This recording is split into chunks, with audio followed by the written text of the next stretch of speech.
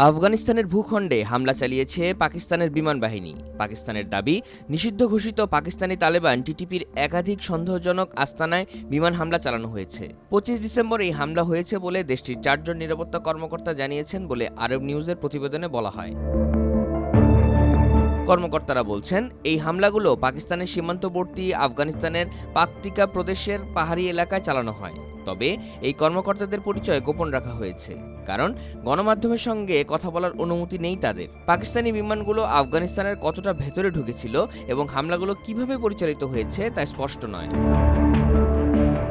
পাকিস্তানের সামরিক বাহিনীর কোনো মুখপাত্র তাৎক্ষণিকভাবে এই বিষয়ে বিস্তারিত জানাতে পারেননি। তবে গত মার্চ মাসের পর এটি দ্বিতীয় হামলা।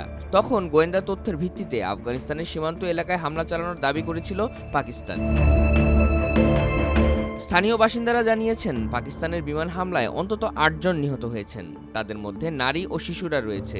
নিহতের সংখ্যা আরও বাড়তে পারে। তালেবান সরকারের প্রতিরক্ষা মন্ত্রণালয়ের মুখপাত্র এনায়েতুল্লাহ খোয়ারিজমি জানান, বোমা হামলায় বেসামরিক লোকদের লক্ষ্য করা হয়েছে। এতে বেশ কয়েকটি শিশু ও বেসামরিক মানুষ নিহত ও আহত হয়েছেন। তবে নির্দিষ্ট করে কোনো সংখ্যা বলেননি তিনি।